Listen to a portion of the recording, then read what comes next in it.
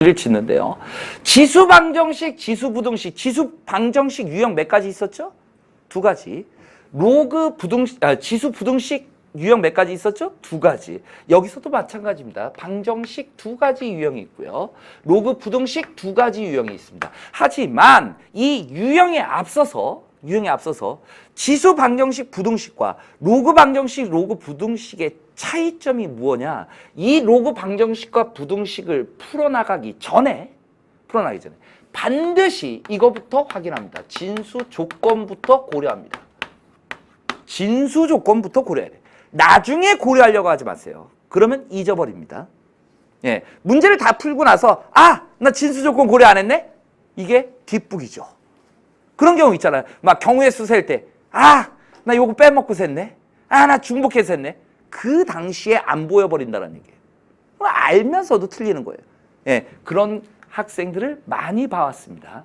그래서 아예 머리에 각인을 시켜주셨으면 좋겠어요. 로그 방정식이나 로그 부등식은 애시당초 뭐로부터 출발해야 돼? 진수 조건에 대해서 확인하고 출발해야 된다. 그 진수 조건을 만족시키지 않는 x들에 대해서는 우리가 신경 쓸 바가 없다는 얘기죠. 그런 점을 신경 써야 된다는 얘기예요. 예. 자, 그래서 두 가지 유형이 첫 번째, 로그 A의 fx가 로그 A의 gx 이렇게 나오는 케이스입니다. 첫 번째 유형. 그럼 어떻게 풀어요? fx랑 gx가 뭐 하면 되는 거예요? 얘와 얘가 서로 같으면 되는 거죠. 같으면 되는 거죠. 심플하잖아요. 이런 형태의 문제. 예. 근데 여기에서도 케이스 바이를 제가 많이 하진 않아요. 그러니까 이런 경우도 있어요. 로그 A의 fx 이퀄 로그 B의 gx, fx 이런 식으로 갔다라고 이야기하면 얘가 얼마면 돼요? 1. 로그 A의 1 얼마? 0. 로그 B의 1 얼마? 0. 이렇게 가버릴 거니까요.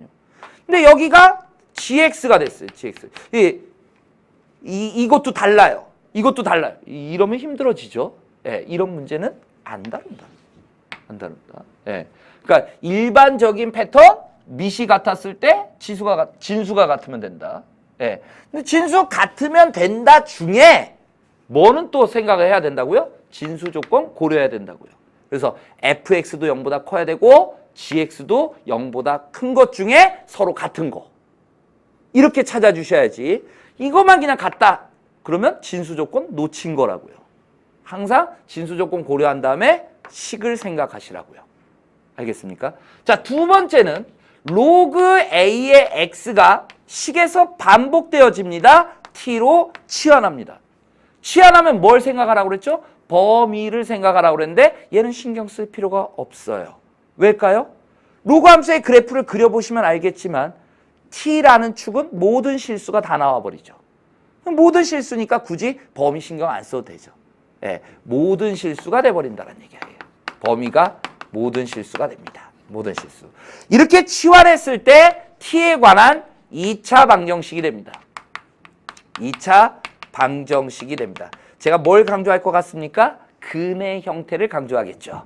자, 이렇게 주어졌을 때의 이 방정식의 근을 알파와 베타라고 이야기하면요. 치환된 t에 관한 2차 방정식의 근의 형태는 어떻게 된다? 로그 a의 알파가 근이고 로그 a의 베타가 근이 된다라는 얘기예요. 2차 방정식이니까 근과 계수와의 관계를 생각할 수 있겠죠. 그러면 주로 물어봤던 게 뭘 물어봤겠어요? 알파 곱하기 베타를 물어봤겠죠. 알파 곱하기 베타가 여기서 어떻게 나와요? 두 근의 합. 두 근의 합을 해버리면 진수끼리 뭐 할 거예요? 곱이 돼버릴 거니까 알파 베타의 값이 그냥 나올 수 있다는 거죠. 또 그렇게 한참 나오다 보니까 학생들이 이걸 직접 구해요, 안 구해요?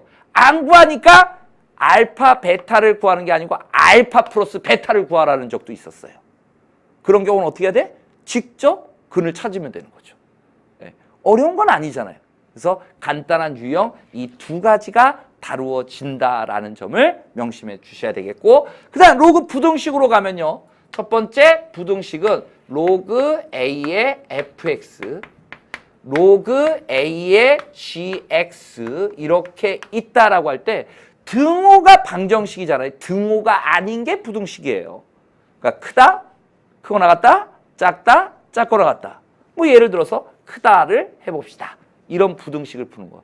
먼저 고려해야 될 건 뭐라고요? 진수 조건. fx도 양수여야 되고요. gx도 양수여야 돼요. 그런데 이거는 케이스가 나눠지죠. 밑이 0과 a가 1보다 크냐, a가 0과 1 사이에 있냐 이렇게 달라질 거다라는 얘기입니다. 그래서 1보다 클 때는 증가함수잖아요. 그러니까 진수가 큰 것이 더 크죠. 이렇게 되죠. 진수가 더 커지죠. 이렇게 될 거다라는 얘기. 그리고 여기에다가 제가 0보다 크다 이렇게 교재에는 표현했지만 띄어서 생각하시라고요. 이 조건과 fx가 0보다 큰 거, 그리고 gx도 0보다 큰 거, 얘들을 동시에 다 만족시키는 x의 범위를 잡아주시면 됩니다. 그게 부등식입니다. 네. 자, 그리고 a가 0과 1 사이에 있을 때는 이 진수끼리의 부동방향이 어떻게 되죠? 바뀌어버리는 거죠. 그리고 fx가 0보다 뭐하다? 네? 크다. 그 다음에 gx가 0보다 뭐하다? 크다. 이렇게 생각해 주시면 된다는 거예요. 좀 더 이렇게 선생님이 간략하게 적는 이유 중에 한 가지는 뭐냐면요. fx가 이 gx니까 뭐만 따져주면 돼? gx가 0보다 큰 거. 요거만 따져주면 당연히 fx도 0보다 크다가 들어가 버리잖아요. 그러니까 요 조건을 생각 안 하고 요거만 생각해도 된다라는 이런 의미인데 그건 대원칙에서 이런 경우는 이렇게 하고 저런 경우 저렇게 하면 오히려 더 혼돈이 오잖아요. 그러니까 로그 방정식이나 부등식은 애시당초로 그냥 처음부터 진수 조건을 띄어서 보시라고요. 진수 조건을 먼저 구하고 그 다음에 식을 만들어서 해결한 다음에 진수 조건과 얘하고 동시에 만족하는 x값을 찾아주거나 범위를 찾아주면 된다. 이렇게 기억해 주시면 되겠습니다. 알겠습니까? 예. 자, 두 번째 부등식 로그 a의 x가 반복되어지면 t로 치환하는 겁니다. 치환했을 때 범위는 모든 실수가 된다고 그랬고 이렇게 치환했을 경우에는 어떻게 된다? 예? t에 관한 2차 부등식이 되는 거예요. 2차 부등식이 됩니다. 예.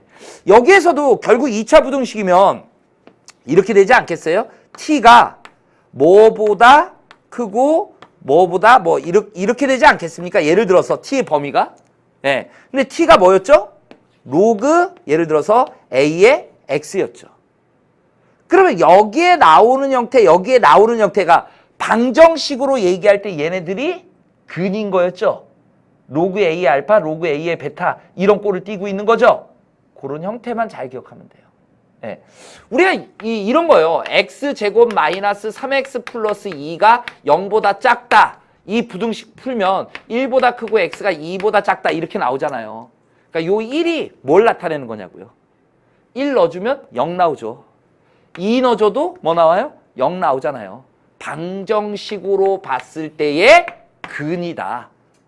이거는 여러분들이 우리가 뭐 중학교 3학년 2차 부등식 배우고 뭐 고등학교 올라와서 부등식 배우면서 이런 부등식에 해서 얘가 어떤 방정식의 해가 된다. 이런 설명은 없다고요.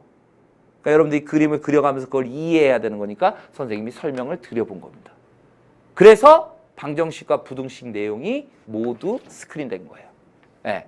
그래서 저는 학생들한테도 이렇게 얘기해요. 둘. 방정식, 부등식만 띄어서 보면 둘이에요. 네. 두 가지. 그걸 머릿속으로 떠올려 주시면 돼요. 그러니까 지수 방정식이나 부등식을 풀 때, 이건 지수 방정식 두 번째 유형이구나. 이건 로그 방정식 첫 번째 유형이구나. 두 번째 유형. 부등식 두 번째 유형이구나. 이렇게 여러분들이 떠올려 주시면 된다는 얘기.